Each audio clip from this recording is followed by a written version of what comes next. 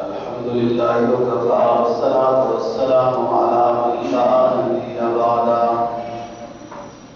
وعلى آله وأصحابه الذين وفوا وعهدا الذين هم خلاصة العرب الأربع وخير الخلائق بعد الأنبياء. أما بعد فأعوذ بالله من الشيطان الرجيم. بسم الله الرحمن الرحيم. وعد الله المؤمنين والمؤمنات جنات تجري من تحتها الأنهار ومساكن طيبة في جنات عدن ورضوان من الله أكبر. ذلك هو الفوز العظيم. قال النبي صلى الله عليه وسلم: خير الأمة بعد النبي أبو بكر ثم عمر ثم عثمان. صدق الله العظيم وصدق رسوله النبي الأمي الكريم. ونحن على ذلك لمن الشاهدين والشاكرين والحمد لله رب العالمين. دسواں پارہ سورہ توبہ کی ایک آیت کریمہ اور جناب نبی پاک صلی اللہ علیہ وسلم کا ایک فرمان تلاوت کیا ہے، جس کا مفہوم یہ ہے کہ اللہ تعالیٰ نے وعدہ کیا ہے ایمان والے مردوں اور عورتوں کے ساتھ کہ انہیں جنت عطا کرے گا جس کے نیچے سے نہریں جاری ہوں گی، اور پاکیزہ رہائش دے گا اللہ پاک ان جنتیوں کو فی جنات عدن. جنات عدن میں عمدہ جنات عدن ایک مخصوص جنت ہے. ورضوان من اللہ اکبر، اور اللہ تعالیٰ اپنی رضا اور خوشنودگی بھی جنتیوں کو عطا کرے گا. ذالک هو الفوز العظیم، یہی بہت بڑی کامیابی ہے. یہی اثر آیا کہ یہی اصل کامیابی ہے جب اللہ کی رضا نصیب ہو جائے. جناب نبی پاک صلی اللہ علیہ وسلم کا جو فرمان تلاوت کیا ہے، آپ نے فرمایا کہ امت میں سب سے بہترین شخص نبی کے بعد، امت میں سب سے بہترین شخص نبی کے بعد ابو بکر ہے، پھر عمر، پھر عثمان، پھر علی، پھر عشرہ مبشرہ رضی اللہ تعالیٰ عنہ. اس حدیث کو امام بخاری نے نقل کیا. جو آیت آپ کے سامنے تلاوت کی، حدیث میں آتا ہے کہ اللہ پاک جب جنتیوں کو جنت دے دے گا تو پوچھے گا اللہ تعالیٰ رضیتم، کیا آپ لوگ خوش ہو گئے ہو؟ تو جنتی کہیں گے رب العالمین خوش ہیں، آپ نے بہت کچھ عطا کیا ہے، اتنی نعمتیں دی ہیں، جنت دے دی ہے. تو اللہ تعالیٰ فرمائیں گے کہ میں اس سے بھی زیادہ اپنا ایک خصوصی انعام آپ لوگ کو دے رہا ہوں، جو اس جنت سے، نہروں سے، ان نعمتوں سے بھی نہیں زیادہ ہے. جنتی عرض کریں کہ رب العالمین عطا فرمائیں، تو اللہ تعالیٰ فرمائیں گے کہ میں آپ لوگوں سے راضی ہو گیا ہوں اور کبھی بھی ناراض نہیں ہوں. یہ میرا سب سے اونچا ہے. یہاں پر علماء تفسیر نے بہت قیمتی بات لکھی ہے کہ تمام نعمتیں ظاہری دنیا کی اگر انسان کو نصیب ہو جائیں، یہ اتنی اونچی نعمتیں نہیں ہیں جب اللہ کی رضا نصیب نہ ہو. لیکن ساتھ نعمتیں بھی مل جائیں، پھر ساتھ اللہ کی رضا بھی نصیب ہو جائے، تو اصل یہ ہے. اب دنیا میں تو پتہ نہیں چل سکتا، ایک شخص کو اللہ نے عہدہ دیا، بڑے بڑے محلات دیے، سب مال و دولت اور ہر طرح کی چیزوں سے نوازا ہے، اب اللہ کی رضا جو اس کے پاس ہے یا نہیں یہ اللہ کو معلوم ہے. اگر وہ اللہ کی مرضی اللہ کے رسول کی مرضی کے مطابق گزار رہا ہے تو رضا نصیب ہے، لیکن 100% سند تو نہیں، وہ تو اللہ کو معلوم ہے. آخرت میں جب اللہ تعالیٰ نیک بندوں کو جنت عطا کر دے گا تو پھر اس کے بعد خصوصی اعلان فرمائے گا کہ میں آپ لوگوں سے راضی ہو گیا ہوں اور آئندہ کبھی بھی ناراض نہیں ہوں گا. یہ بہت اونچی نعمت ہے. اسی کو قرآن نے کہا ذالک هو الفوز العظیم، اور رضوان من اللہ اکبر، اللہ کی طرف سے اونچا انعام ہے، خوشنودی کا، اللہ کی رضا کا اونچا انعام ہے. ذالک هو الفوز العظیم، یہ بڑی کامیابی ہے، کیونکہ اس کامیابی کے بعد کوئی ناکامی نہیں. دنیا میں جتنی بھی کامیابیاں ہیں نا جی، اس میں خطرہ ہے ناکامی کا، لیکن آخرت کی جب کامیابی آخرت میں نصیب ہو جائے گی اس کے بعد ناکامی کا خطرہ نہیں.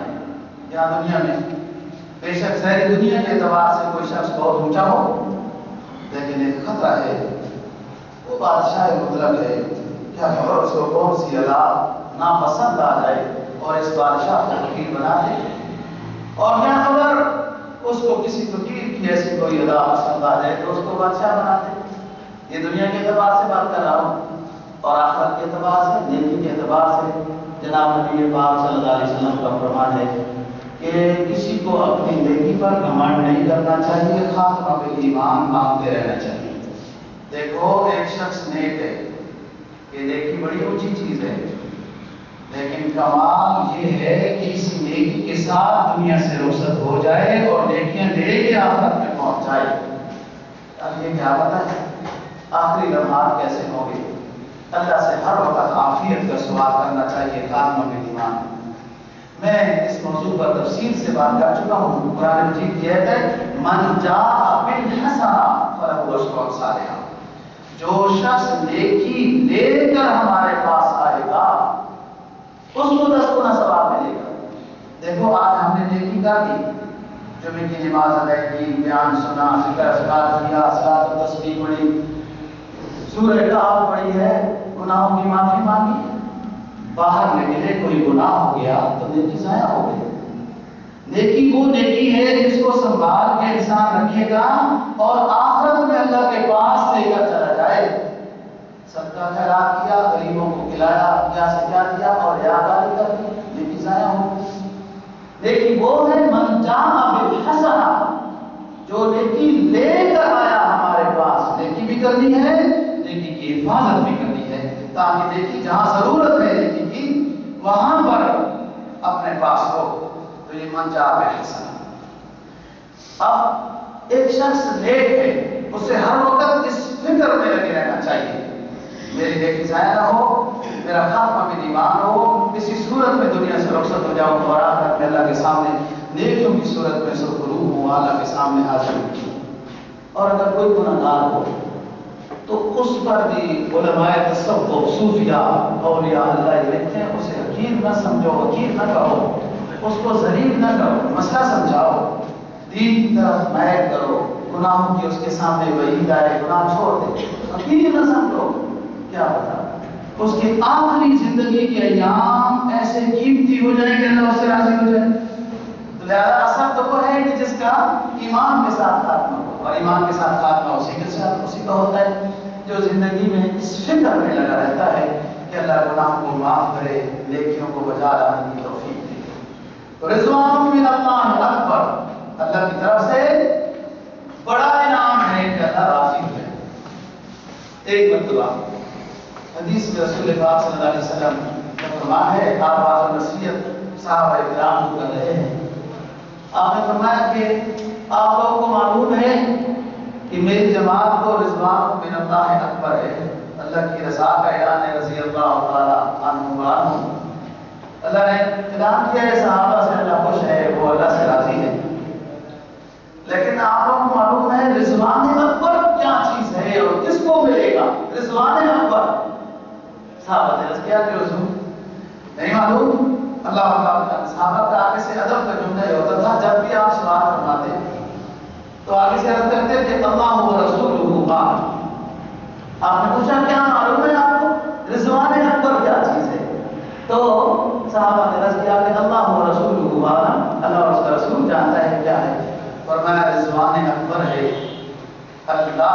جزا کے ساتھ اللہ کا دیدار جنتیوں کو نصیب ہوگا۔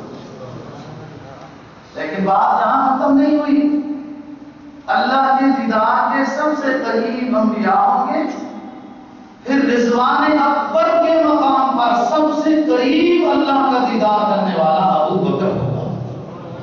رضوان اکبر اللہ کی بڑی خوشنودگی، یہ جنتیوں کو اللہ کا دیدار نصیب ہوگا۔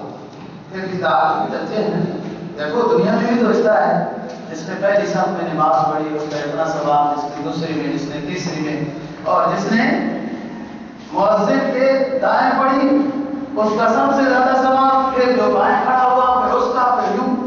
جیسے دنیا میں نیکی حاصل کرنے میں آگے آگے ہیں، تو ایسے ہی جنہوں نے نیکیاں خوب کمائی ہیں تو آخرت میں جو جنتیوں کو دیدار ہوگا، سب سے قریب سے دیدار انبیاء علیہ السلام کو ہوگا، پھر ان کے بعد سب سے قریب دیدار سرکار دو جہاں صلی اللہ علیہ وسلم نے فرمایا میرے صحابہ کو ہوگا، اور صحابہ میں سب سے زیادہ قریب جو اللہ کے بیٹھے ہوں گے وہ ابو بکر رضی اللہ تعالیٰ۔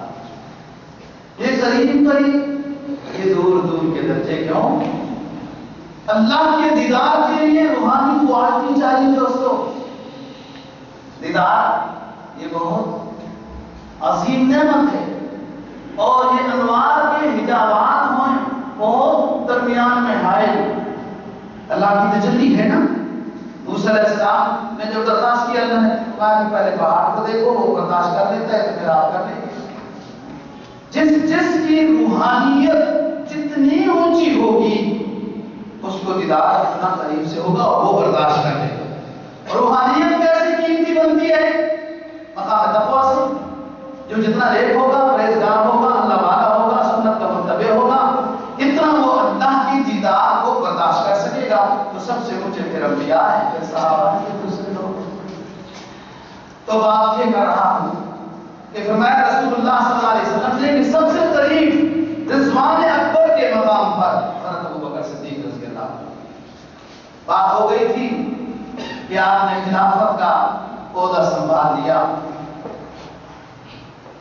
بعد میں اپنے زمانے میں جب ساتھی ان سے پوچھتے تھے کہ کوئی نصیحت کر لیں، حضرت ابو بکر صدیق بڑے صحابی تھے، تو دوسرے صحابہ کرام، دوسرے ساتھی جب حضرت ابو بکر صدیق رضی اللہ عنہ سے ملتے اور یہ عرض کرتے تھے کہ حضرت کوئی نصیحت کر لیں۔ کئی لوگ ملتے ہیں نا اپنے استادوں سے کہ کوئی نصیحت کر لیں، اپنے بزرگوں سے ملتے ہیں، نصیحت کی درخواست کرتے ہیں، تو اسی طرح وہ فرمایا کرتے تھے کہ کبھی امیر المومنین نہ بننا یہ نصیحت ہے۔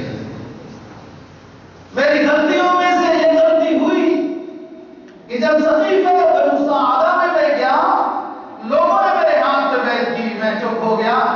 کاش کہ میں اس وقت عمر کو آگے کرتا اور یہ بور اس کے اوپر ہو جاتا، یا وہ عبیدہ کے اوپر ہوتا، میرے اوپر نہ ہوتا۔ یہ نصیحت ہے۔ اس طرح ایک دو باتیں اور کو فرمایا کرتے تھے۔ جب خلافت آئی، آپ کا خلافت کا زمانہ 2 سال 3 مہینے 9 دن ہے صرف۔ آپ کی عمر جب 63 سال پوری ہو گئی، اللہ کی طرف سے بلاوا آ گیا کہ آپ جس کے نقش قدم پر چل رہے تھے اس ہستی کی عمر بھی 63 سال تھی۔ آپ یہی نقش قدم پر چلتے ہوئے آپ نے بھی 63 بہاریں دیکھی، آپ کے محبوب نے بھی 63 بہاریں دیکھی ہیں۔ اب آپ اپنے پاس ہمارے پاس 2 سال 3 مہینے 9 دن پیر اور منگل کی رات میں جمادی الاولیٰ ہے حضرت ابو بکر صدیق رضی اللہ تعالیٰ عنہ سے مختصر سا زمانہ ہے آپ کی خلاف۔ آپ کے ابو ابھی زندہ تھے تو میں عرض کر چکا ہوں، وہ بعد میں فوت، وہ 97 سال کی عمر میں فوت۔ جب خلافت آئی، ایک امتحان آپ کے اوپر یہ تھا کہ اسامہ کے لشکر کو آپ صلی اللہ علیہ وسلم نے اپنے آخری زمانے میں روانہ کیا تھا شام کی طرف رومیوں کے خلاف جہاد کے لیے۔ اس کو بھی روانہ کرنا ہے، لیکن اس میں بڑی عجیب باتیں تھیں۔ تمام بڑے صحابہ رضی اللہ تعالی عنہ موجود تھے اور ان کو حکم تھا کہ وہ اسامہ کے زیر قیادت جا کے شام میں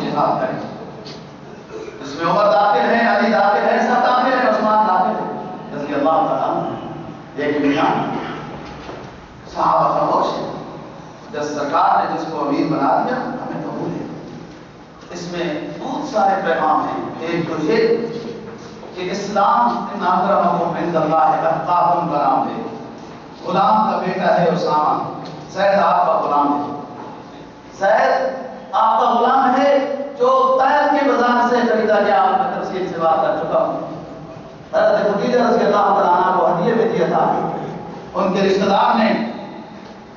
تو ایک نوجوان 20 سال کا غلام کا بیٹا ہے, اس کو آپ نے امیر بنایا. یہ امتحان ہو گیا سب بڑے حضرات کا کہ اصل تو بات یہ ہے کہ جس کو امیر بنایا جائے اس کی اتباع کرنی ہے. اسی میں اسلام کی قوت ہے, اس میں اتحاد ہے, اسی میں برکت ہے. امیر کی اطاعت. ایک نوجوانوں کو آپ نے خود اعتمادی کا پیغام دیا ہے کہ یہ بھی گویا امیر بن سکتے ہیں. اور اسامہ سے آپ کو پیار بھی بہت تھا. حضرت زید کے ساتھ بھی تھا. فتح مکہ کے دن آپ کی اونٹنے کے اوپر جو دوسرا شخص سوار تھا وہ اسامہ ہے. کسی اور کو بھی سوار کر سکتے. اور جب آپ کسی وقت جلالی کیفیت میں ہوتے تھے تو لوگ اسامہ کو سفارشی بناتے تھے کہ اسامہ کے ساتھ آپ صلی اللہ علیہ وسلم کو بہت پیار ہے جیسے ان کے والد کے ساتھ بہت پیار تھا. تو ان سے بات کہو یہ پیار کیا ہوتا ہے. دیکھو نا دوستو, ایک نیک شخص کو کسی بندے سے پیار کیوں ہوتا ہے؟ اس میں نیکی کی بات, عاجزی کی بات, اتباع کی بات, خدمت کی بات, جذبہ ایمان کی بات. ایک نوجوان میں جو ہوتا ہے وہ بہت قیمتی ہوتی ہے. دوسری بات یہ تھی کہ غزوہ موتا میں جس میں جعفر طیار بھی شہید ہوئے تھے, اس میں زید بن حارثہ بھی شہید ہوئے تھے, اسامہ کے والد. اس لیے آپ نے اسامہ کو امیر لشکر بنایا تھا شامیوں کے خلاف کہ ذرا ہمت سے مقابلہ کریں گے, اپنے باپ کا بدلہ لیں گے کہ زید وہاں شہید ہو. یہ وہ غزوہ ہے جو سرکار دو جہاں صلی اللہ علیہ وسلم اپنی طبیعت کی ناسازی کی وجہ سے خود شریک نہیں ہوئے تھے اور مسجد نبی کے ممبر میں تشریف فرما ہے. فرما رہے ہیں ابھی ابو جعفر کے پاس آ گیا ہے زندہ, وہ امیر بن گیا ہے. سارا منظر آپ کے سامنے حاضر کر دیا گیا تھا موتا کے علاقے کا. آپ میدان جنگ کا سارا منظر دیکھ رہے تھے اور مسجد نبوی میں صحابہ کرام رضی اللہ تعالیٰ عنہم کو بتا رہے تھے. فرمایا اب یہ شہید ہو گئے, ابو جعفر شہید ہو گئے. اب زید کو جھنڈا دے دیا گیا ہے, زید مقابلہ کر رہا ہے, اب زید شہید ہو گئے. پھر خالد کو جھنڈا دے دیا گیا ہے, اب فتح ہو گئی. یہ یہاں مسجد نبوی میں آپ بتا رہے ہیں اس میں زید بن حارثہ شہید ہوئے تھے, اسامہ کے والد. اس لیے آپ نے آخری لشکر کا امیر اسامہ کو بنایا. ایک تو یہ امتحان تھا ابو بکر رضی اللہ تعالیٰ عنہ کہ آپ اسامہ کے اس لشکر کو بھیجوں یا نہ بھیجوں, ادھر حالات کے عجیب ہیں. دوسرا امتحان اور بہت سارے مشکل چیلنجوں کا سامنا تھا ابو بکر صدیق رضی اللہ عنہ کو 2 سال. دوسرا امتحان کہ سیڈوں میں عرب کے پاس قبائل جو سردار اس وقت مسلمان ہوئے, پوری طرح اسلام سے واقف نہیں ہوئے, بے علم تھے, سمجھنے لگ گئے کہ اسلام زندہ ہے, نبی زندہ ہے تو اسلام زندہ ہے. نبی دنیا سے رخصت ہو گیا, اسلام بھی رخصت ہو گیا. وہ مرتد ہو گئے. اب ان کا بھی مقابلہ ہے, ان کو بھی سمجھانا. تو تیسرا ایک اعلان آیا کہ ایک جماعت آئی کہ ہم تو زکات نبی کو دیتے تھے, وہ تقسیم کرتے تھے, وہ ہمارے اوپر خرچ کرتے تھے, وہ امیر بناتے تھے. اب وہ چلے گئے, ہم زکات نہیں دیں, ہم خود ہی اپنا انتظام کریں گے, ان کی نیچے زکات. تیسری بات ہوگی ان کا بھی مقابلہ ہے. چوتھی بات مختلف جگہوں سے جھوٹے مدعیان نبوت ظاہر ہونا شروع ہو گئے. اسود عنسی, طلیحہ بن خویلد, سجاد ایک عورت بنو تمیم کی, اور مسلمہ کذاب جمامہ کا, اسود عنسی یمن کا, اور یہ سجاد دوسرا طلیحہ بن خویلد, یہ مختلف علاقوں سے نبوت کا دعویٰ کرنے والے اٹھ گئے، ان کے خلاف مقابلہ ہے، عرب کے ان مرتدوں کے خلاف، اسامہ کے لشکر کو بھیجنے کے بارے میں، اور منکرین ختم نبوت کے خلاف، مزید منکرین زکات، یہ سارے فتن حضرت ابوبکر صدیق رضی اللہ تعالیٰ عنہ کے دور میں کھڑے ہوئے۔ اور عجیب بات ہے کہ شرع صدر ہر معاملے میں حضرت ابوبکر صدیق رضی اللہ تعالیٰ عنہ کو ایسا ہوا کہ اس شرع صدر والے فیصلے کے ابتدا میں حضرت عمر فاروق رضی اللہ تعالیٰ عنہ جیسے بھی پریشان نظر آئے کہ ابوبکر کیسے فیصلے کر رہا ہے، لیکن یہ آخر میں مشورہ لینا سنت ہے، مشورے کے مطابق فیصلہ کرنا سنت نہیں ہے۔ یاد رکھنا یہ بات، ساتھیوں سے مشورہ کرنا سنت ہے، لیکن امیر کو اختیار ہے جس کے مشورے پر وہ فیصلہ کر دے یا اپنی رائے پر فیصلہ کر دے، اسے یہ اختیار ہوتا ہے۔ مشورہ کیا لیکن فیصلہ اپنی رائے میں کیا۔ ساتھیوں نے کہا حضرت اسامہ کے لشکر کو نہ بھیجے، ابھی حالات خراب ہیں۔ فرمایا جس لشکر کو سرکار دو جہاں بھیج چکے ہو اس کو ابوبکر روک سکتا ہے؟ نہیں، یہ جائے۔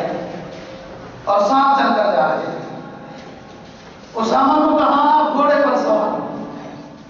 اس نے کہا حضور میں آپ کے پوتوں کی جگہ پہ، آپ پیدل اپنے گھوڑے پر کیسے سوار ہو کے جاؤ؟ میں نے آپ کو بتایا صحابہ کرام رضی اللہ تعالیٰ عنہ میں سے یہ مخصوص صحابی ہے صرف ابو بکر، اس کی 4 پشتیں صحابہ ہیں، والد بھی صحابی، ابو بکر بھی صحابی، بیٹے بھی صحابی، پوتے بھی صحابی، یہ ابو بکر کی صفت ہے۔ اور اب یہ پیدل چلتے ہیں، اسامہ کو کہا گھوڑے پر سوار ہو۔ اسامہ کہتے ہیں میں گھوڑے پر سوار نہیں ہوتا، 20 سال کا بچہ، یہ 60 سال کا شخص ہے، اور پھر ابو بکر ہے کہ پوری امت مسلمہ کا متفق اجماع ہے کہ آپ کے بعد مسلمانوں کا امیر المؤمنین ابو بکر صدیق رضی اللہ تعالیٰ ایک مقام ہے۔ میں کہا نہیں، دنیا دیکھے گی، امیر کا احترام ہے۔ آپ اس جہادی قافلے کے امیر ہو، اسامہ آپ گھوڑے پر سوار ہو گئے، پیدل چل رہے ہیں۔ ساتھی سوال کرتے ہیں کہ آپ پیدل اس لیے چل رہا ہوں، سرکار دو جہاں صلی اللہ علیہ وسلم فرما گئے ہیں جہادی سفر میں اگر ان پاؤں پر، ان کپڑوں پر، اس جسم پر غبار لگ جائے تو جہنم حرام ہو جاتی ہے۔ غبار لگا رہا پاؤں پر، اس جہادی سفر میں غبار لگا رہا، مجھے پیدل چلنے دو۔ اور پتہ ہے تمہیں سرکار دو جہاں صلی اللہ علیہ وسلم نے فرمایا کہ جو جہاد فی سبیل اللہ کے لیے نکلے، ایک ایک قدم پر 700 نیکیاں ملتی ہیں، وہ نیکیاں 700 لے رہا، پیدل چل رہا۔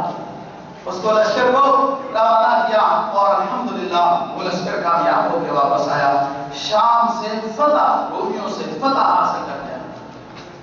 ان کا غرور اور گھمنڈ بھی ٹوٹا، ایک علاقے سے اطمینان نصیب ہوا۔ جب حضرت عمر فاروق رضی اللہ عنہ یہ درخواست کرنے والے تھے کہ حضرت اسامہ کے لشکر کو ابھی نہیں بھیجتے ہیں، حالات ایسے، پھر حضرت عمر بھی آخر میں کہا کرتے تھے کہ اللہ نے ابو بکر کو وہ شرع صدر عطا کیا کہ ہم نہ سمجھے، لیکن ابو بکر سمجھ چکے تھے اور بعد میں ان کا ہمیں ہر فیصلہ سمجھ میں آتا گیا۔ منکرین زکات کے خلاف آپ نے جہاد کا اعلان کیا ہے، ارکان اسلام میں ایک رکن ہے زکات۔ جس طرح رسول اللہ صلی اللہ علیہ وسلم وصول کرتے تھے اموال ظاہرہ سے زکات، اسی طریقے سے وصول کی جائے گی۔ اگر کوئی اور زمانے میں ایک درہم بھی زکات دیتا تھا اور آج نہیں دیتا، وہ نہیں دینا چاہتا اور ہے وہ صاحب حیثیت، یا ایک بکرا زکات دیتا تھا اور آج وہ نہیں دینا چاہتا زکات، میں اس کے خلاف بھی جہاد کروں گا۔ صحابہ خاموش ہیں اور مشورہ دے رہے ہیں کہ حضرت سمجھائیں گے وہ زکات ہے اور یوں ہے، اس حالات اور خراب ہیں۔ آپ نے فرمایا نہیں۔ حضرت ابوبکر صدیق رضی اللہ عنہ نے کہا کہ یہ منکرین زکات رکن اسلام کا انکار کر رہے ہیں، مسلمان نہیں ہے، یہ کافر ہیں، یا غائب ہو جائیں، اسلام کی طرف آ جائیں۔ نہیں تو اگر کوئی میرے ساتھ نہیں چلے گا، ابو بکر اکیلا ان کے خلاف جہاد کرے گا، میرا رب مجھے دیکھ رہا ہے۔ پھر ساتھیوں کو شرح صدر ہوا، جب جہاد ہوا ان کے خلاف اللہ نے کامیابی نصیب کر۔ اسی طریقے سے بہت بڑا ایک امتحان تھا منکرین ختم نبوت کے بارے میں، اور ہر طرف سے اٹھنے لگے۔ جب مسلمہ کذاب نے یمامہ سے دعویٰ کیا، تو ادھر ادھر دور آتش پرست رومی وغیرہ اس طرح اس کے ساتھ شریک ہو گئے۔ کیوں؟ مسلمانوں کو ختم کرنے کے لیے ہے، تو اس مسئلے میں مشن واحد ہے۔ ہر دور میں دوستوں اہل کفر کا مشن ایک رہا ہے، مسلمانوں کو ختم کرنا۔ کاش کہ مسلمان کا مشن بھی ایک ہو جائے، جیسے اس کا قرآن حدیث، اس کا اللہ اور رسول ایک ہے، جب آپس میں ایک ہو جائے، یہ بہت بڑی طاقت اور قوت ہے۔ اس کے پاس اللہ اور اللہ کا رسول ہے، سب سے بڑی قوت تو یہ ہے۔ انتشار اس کو ذوق کی طرف لے جاتا ہے، اور جس کی یہ سزا صدیوں سے بھگت رہا ہے۔ ایک مسلمہ کذاب نے ادھر ایک عورت نے سجا نے دعویٰ کیا، پھر ان دونوں نے آپس میں شادی کی۔ مسلمہ کذاب نے بھی، دونوں گویا کہ لوگوں کو ظاہر کر رہے ہیں کہ شوہر نبی بیوی نبی، ادھر آؤ، یہ نظام ہے۔ طلیحہ نے بھی نبوت کا دعویٰ کیا، اور ادھر اسود عنسی نے یمن سے۔ حضرت ابوبکر صدیق رضی اللہ تعالیٰ عنہ کا خلافت کا زمانہ ہے، اور بہت سخت مقابلہ تھا۔ اتنے اور دیگر کفار کے مقابلے میں جتنے جہاد ہوئے، مسلمانوں کی اتنی شہادتیں نہیں ہوئی جتنا منکرین ختم نبوت کے مقابلے میں جہاد میں صحابہ کرام، اور خصوصاً وہ صحابہ جو حفاظ تھے رضی اللہ تعالیٰ عنہ میں کثیر تعداد حفاظ کی، ان معرکوں میں شہید۔ ان معرکوں میں قائد امیر جہاد کے حضرت ابوبکر صدیق رضی اللہ تعالیٰ عنہ کی طرف سے حضرت خالد بن ولید رضی اللہ تعالیٰ عنہ تھے۔ وہ عورت سجا، وہ بھاگی اور بصرہ گئی، وہیں مر گئی، مقابلہ شروع ہے۔ اسود عنسی کو فیروز دیلمی نے قتل کیا، یمنی، اور طلیحہ بن خویلد یہ شام کو بھاگ گیا۔ پھر بعد میں اس نے معافی نامہ بھیجا کہ میں مسلمان ہونا چاہتا ہوں، اور پھر اسلام اس کا قبول ہوا۔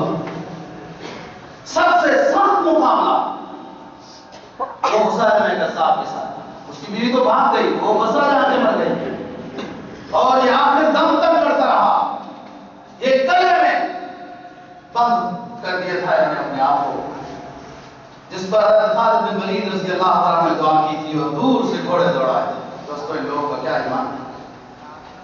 دعا کر کے دور سے گھوڑے دوڑائے کہ رب العالمین تیرے اور تیرے حبیب کی بات کو ماننے کے لیے نکلے ہیں۔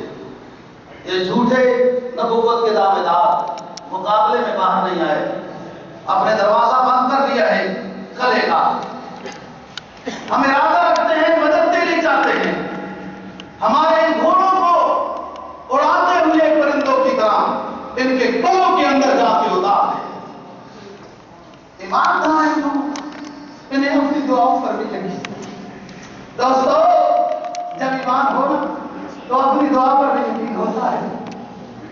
دور سے گھوڑے دوڑائے حضرت خالد بن ولید رضی اللہ تعالیٰ عنہ کے ساتھ میں ساتھی، اور وہ گھوڑے اس وقت کے لحاظ سے ہوائی جہاز بنتے ہوئے گھوڑے جو 60 فٹ اونچا قلعے کی دیواریں اور دروازے تھے، ان سے اڑتے ہوئے وہ گھوڑے قلعے کے درمیان میں اتر گئے۔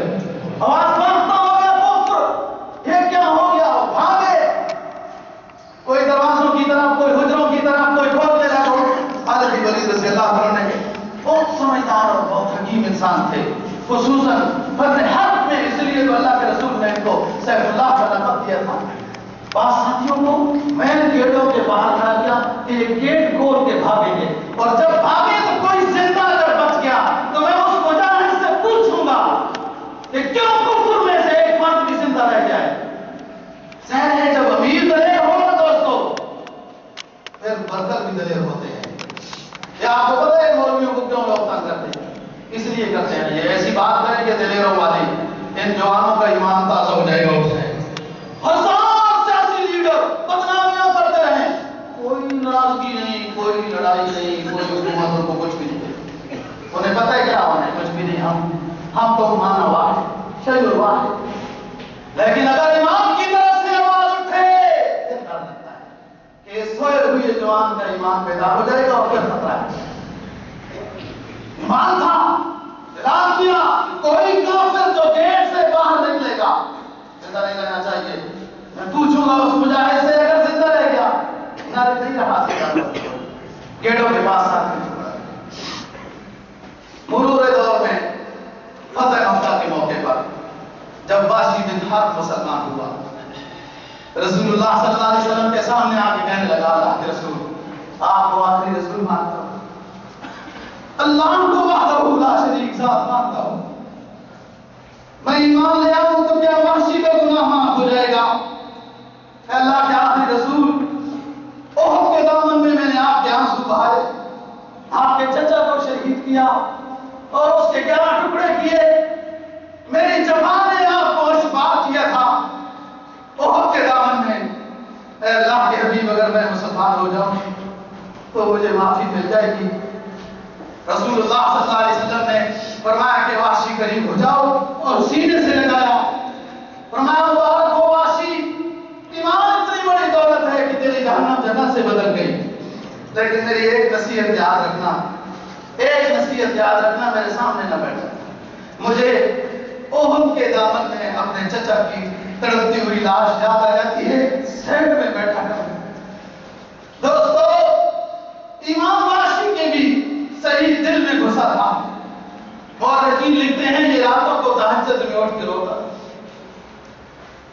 یہ واشی راتوں کو اٹھ کے روتا تھا اور دعائیں کرتا، ربنا ظلمنا انفسنا، اے میرے رب میں نے آپ کے آخری حبیب کو اشباع کیا ہے. زندگی کے گزار میں واشی سے رب العالمین کو ایسی نیکی کرا دے جس طرح کہ میں نے آپ کے آخری حبیب کو احد کے دامن میں اشباع کیا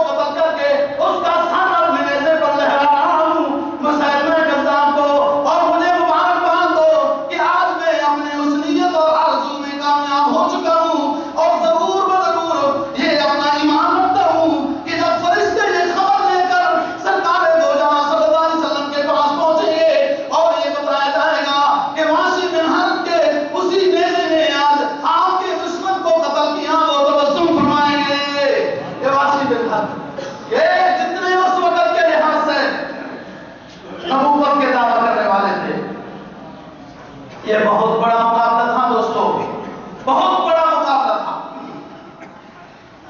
یہ سب ختم ہو گئے، منکرین زکات کا وہ فتنہ ختم ہوا، اسامہ کے لشکر کو بھیج دیا، اللہ نے کامیابی دی۔ اب ایک اور مقابلہ ہے، وہ سردار جو اپنا وہ سرداری روگ دوبارہ بحال کر رہے، بحرین کا علاقہ، یہ دارین کا علاقہ، یہ ایران اور اس طرف کے علاقے، اس میں جو قبائلی علاقے آباد تھے، وہ قبائل کے سردار کچھ اپنی منمانی اور اس طرح کی باتیں کر رہے تھے، اسلام سے دوری کی باتیں۔ ایک بہت بڑا مقابلہ تھا، وہ سارے ایک چیز تھے۔ حضرت ابوبکر صدیق رضی اللہ تعالیٰ عنہ، حضرت علا خضرمی رضی اللہ تعالیٰ عنہ کو امیر المؤمنین بنایا۔ درویش صحابہ حیران ہیں کہ امیر المؤمنین بنایا جا رہا ہے اس کو۔ اور دوستو یہ کس آیت کی تربیت یافتہ تھے؟ جدھر جدھر علاقے فتح کیے اور جن فتنوں کی سرگوبی کی، وہاں اپنے قائد اور لشکر اور فوج اور مجاہد وہاں رکھے کہ کسی وقت بھی پھر دوبارہ فتنے سر اٹھا سکتے ہیں۔ ادھر کے لیے امیر کا انتخاب کیا، حضرت علا خضرمی رضی اللہ تعالیٰ۔ یہ مقابلہ ہوتا گیا، چھوٹے چھوٹے قبائلوں سے یہ جنگ ہوتی رہی، یہ آگے گزرتے گئے، گزرتے بحرین کا علاقہ ہے جو آج بھی بحرین ہے۔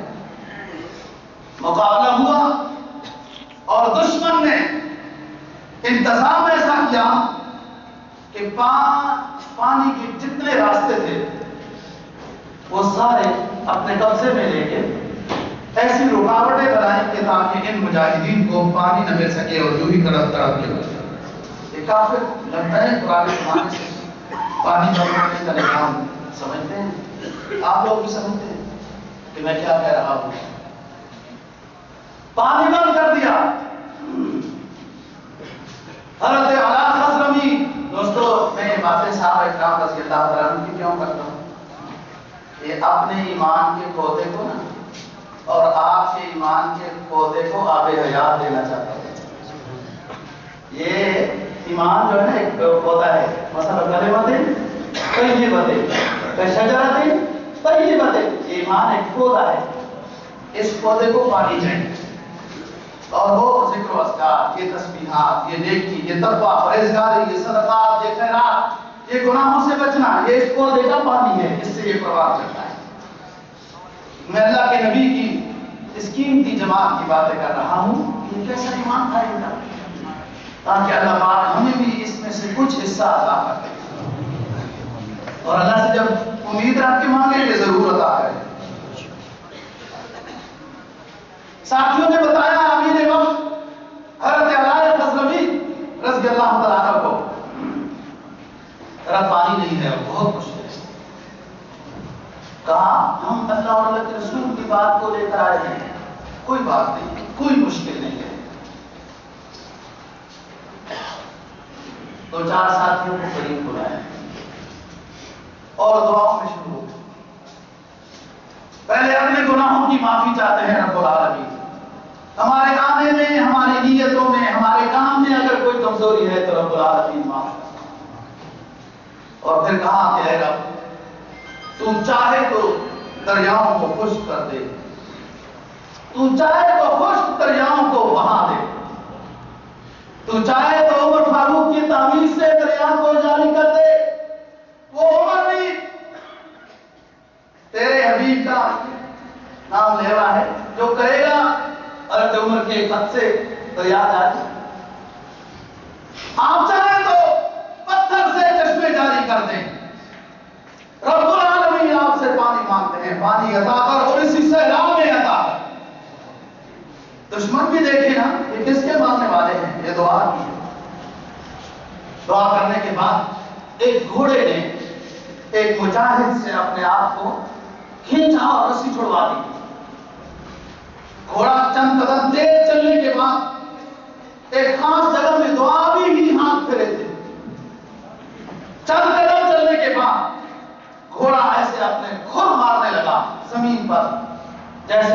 کھجلی ہوتی ہے نا گھوڑوں کو تو پاؤں زمین پر رگڑتے ہیں، دایاں پاؤں گھوڑا زمین کے اوپر رگڑنے لگا کہ اللہ پاک نے چشمہ جاری کر دیا کہ گھوڑے بڑے مبارک ہیں دوستو، والعادیات ضبحا فالموریات قدحا فالمغیرات صبحا فأثرن به نقعا فوسطن به جمعا۔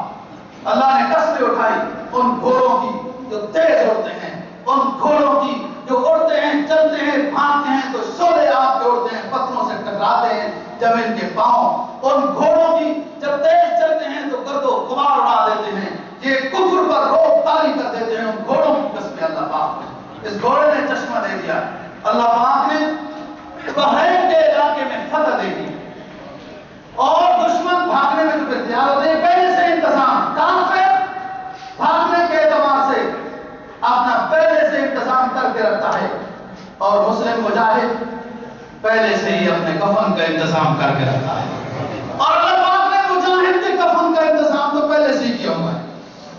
مجاہد کا یہی کفن ہے، جو لباس ہے مجاہد کا یہی کفن ہے۔ مجاہد واپسی کا سوچ کے نہیں آتا، اس علاقے میں نہیں تیرا نصیبن، اقبال کیا کہتا ہے، نہیں تیرا نصیبن قصر سلطانی کی گنبد پر، تو شاہی ہے بسیرا پر، پہاڑوں کی چٹانوں پر، وہ برفانی پہاڑ پر پرندہ رات کو زندہ رہ سکتا ہے، کوئی فتح مجاہد تو پہاڑ برفانی پہاڑ پر زندہ نہیں رہ سکتا، وہ سمر سے زندہ رہتا ہے۔ وہ موت دینے پہ آئے تو ہیٹروں میں بھی، بڑے بڑے مہنگے کمروں میں بھی آ جاتی ہے، وہ نہ دینے پہ آئے تو برفانی پہاڑوں پہ پرندوں کو زندہ رہتا ہے، تجھے نہیں رکھے گا۔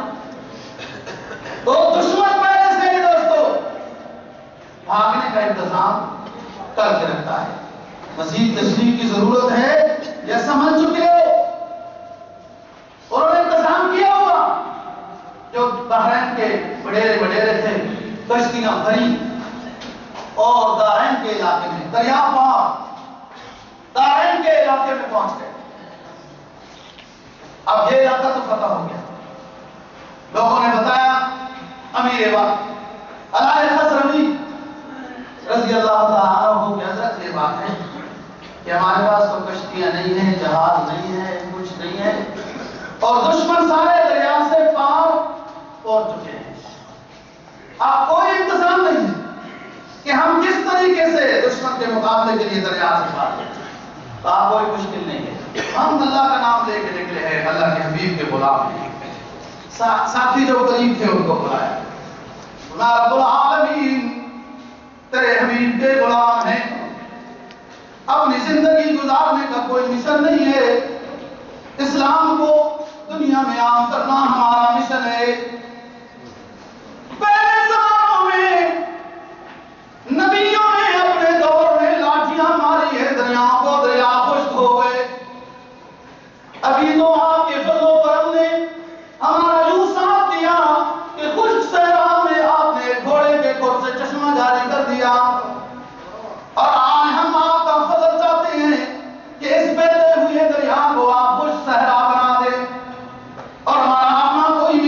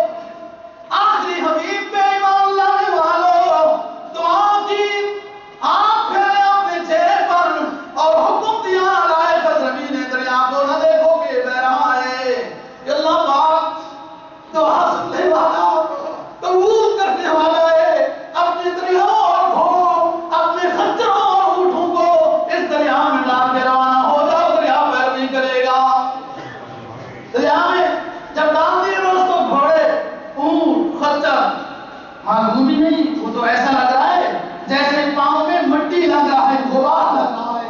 وہ کشتیاں اس دریا کو دوستو جو کئی دنوں میں عبور کرتی تھی، صحابہ کی جماعت نے اس دریا کو چند گھنٹوں میں عبور کیا۔ جب وہاں پہنچے، ایک عربی شاعر نے عجیب بات کہی، ہمیں دعوت فکر دی۔ کہتا ہے أَلَمْ تَرَ أَنَّ اللَّهَ ذَلَّلَ بَحْرَهُ أَلَمْ تَرَ أَنَّ اللَّهَ ذَلَّلَ بَحْرَهُ وَأَنزَلَ بِالْكُفَّارِ إِحْدَى الْجَاهِلِينَ أَوْنَ الَّذِي شَقَّ الْبَحْرَ فَجَاءَنَا يَا عَجَبَ يَا عَجَبَ مَنْ خَلَقَ الْبَحْرَ يَا عَجَبَ مَنْ خَلَقَ الْبَحْرَ الْأَوَائِلِينَ۔ اے وہ ایمان والے، کیا دیکھا نہیں اپنے نبی کے رضاکاروں کو؟ اے ایمان والے، آپ نے دیکھا نہیں؟ اے ایمان والے، اپنے نبی کے فرزندان اسلام کو آپ نے دیکھا نہیں؟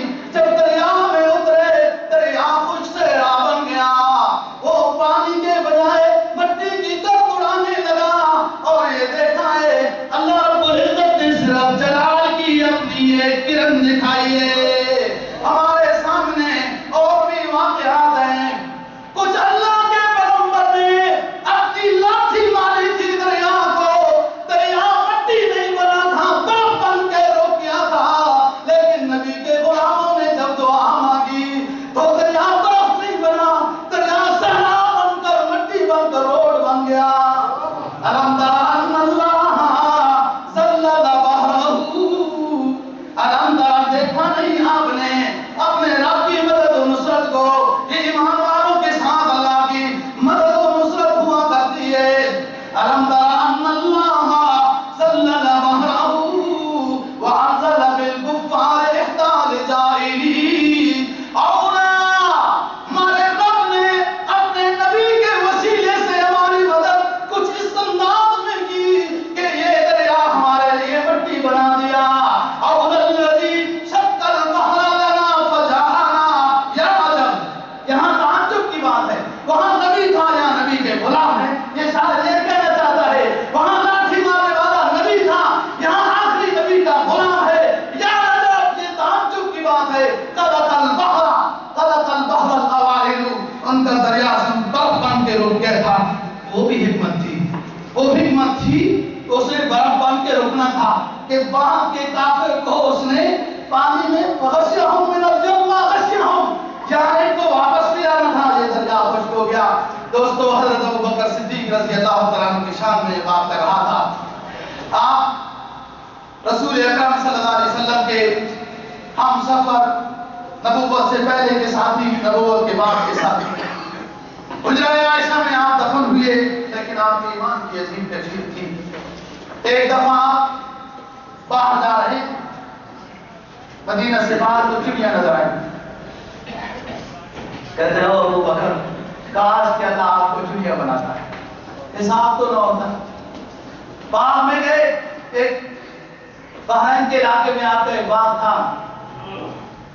وہ بعد میں پھر کہا حضرت عائشہ کو بیچ کر میرے اوپر 6000 بیت المال کا قرضہ ہے وہ واپس کر دیں۔ کہتے ہیں میں یہ باغ کا پھل ہوتا کوئی کھا لیتا، حساب تو نہ ہوتا۔ اس طریقے سے بات ہے۔ ابو بکر حساب کیسے دے گا؟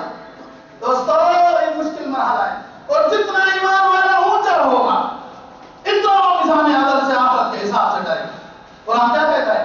الأخلاء يومئذ بعضهم لبعض عدو إلا المتقين۔ الأخلاء يومئذ بعضهم لبعض عدو إلا المتقين۔ گہرے دوست، دنیاوی گہرے دوست آپس میں ایک دوسرے کے دشمن بن جائیں گے میزان عدل میں، لیکن پرہیزگار دوستی میں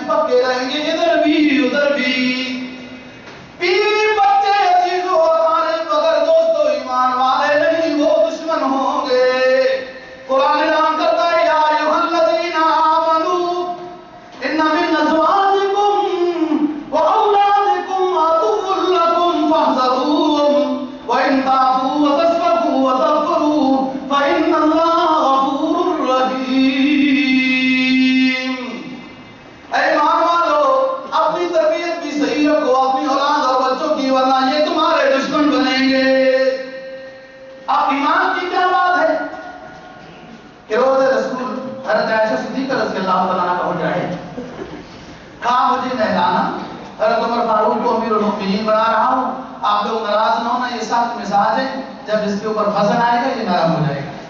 کچھ لوگوں کو اعتراض تھا، پھر بعد میں سمجھ میں آ گئی بات، کہا دیکھو 1 روپے بھی میرے پاس نہیں ہے، میں نے کچھ نہیں لیا، اور اپنا بیٹا کوئی عزیز و اقارب اپنا جانشین بنا کے نہیں جا رہا ہوں، جو میرے بعد مجھے سب سے اچھا نظر آیا نبی کے صحابہ میں، اس کو امیر المؤمنین بنا کے جا رہا ہوں، اور میرے بعد میرے گھوڑے اونٹ جو کچھ ہے یہ بیت المال کا ہے، حضرت عمر کو دینا، میرا جنازہ عمر پڑھائے گا، مجھے غسل بنا دیں گے، غسل دینے کے بعد میری چادر جو یہ ہے جو پہنی ہوئی ہے اسی کو دھو کے اسی کا کفن بنا دینا۔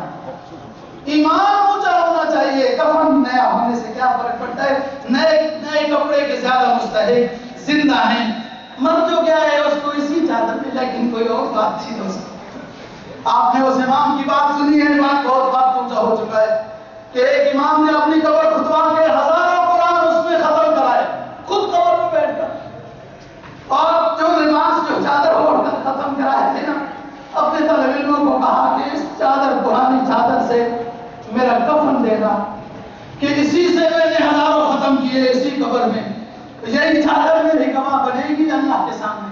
وہ پرانی چادر کہاں ابو بکر صدیق نے کہ اس سے میرا کفن دینا، وہ خاص بات تھی، اس چادر سے 1000 آنسو ہوئے، 1000 نیازتیں، 1000 نمازیں، تہجد، ذکر و اذکار ہوئے تھے نا، یہ چادر اس لیے گئی، اور کہاں غسل کے بعد پھر مجھے کفن پہنا کر اس چارپائی پر لٹانا، عائشہ جس چارپائی پر رسول اللہ صلی اللہ علیہ وسلم کو لٹایا۔ مجھے اس زہر کا بھی اثر محسوس ہو رہا ہے جو ہمیں مل کر ابو بکر کو اور کچھ ساتھیوں کو آپ صلی اللہ علیہ وسلم کو ملا کر ایک یہودی نے کھلائی، اور پھر اس چارپائی کو، یہ بڑے اونچے امتحان کی بات ہے، ایمان کی بات ہے۔ کہا عائشہ سے تو میں پوچھوں گا کہ حجرے میں مجھے دفن کریں، تو یہ تو بیٹی ہے ضرور مانے گی، کہا دروازہ بند کر دو، تالا لگا دو، روضہ رسول کے حجرے کا دروازہ، اس حجرے کا گیٹ بند کر دو، تالا لگا دو، میرا جنازہ جب عمر پڑھا لے اس چارپائی کے اوپر میری لاش کو رکھ کر روضہ رسول کے دروازے کے باہر رکھ دینا، اگر روضہ رسول کا دروازہ کھل گیا خود بخود تو مجھے اندر دفن کر دینا، اور اگر خود نہ کھلا روضہ رسول کا دروازہ تو جنت البقیع میں ابو بکر کو دفن کر دینا۔ دوستو، میں دعوت فکر اور ساتھیوں کو دینا چاہتا ہوں کہ جو ابو بکر کے بارے میں اپنے دلوں میں میل رکھتے ہیں، بہت بڑے امتحان کی بات ہے جب لاش مبارک کو جنازے کے بعد روضہ رسول کے سامنے رکھا گیا، ایسا لگتا ہے کوئی الیکٹرونک نظام تھا چرپائی کے نیچے، جیسے چرپائی رکھی گئی تو روضہ رسول کا دروازہ پیار کے ساتھ کھلتا گیا،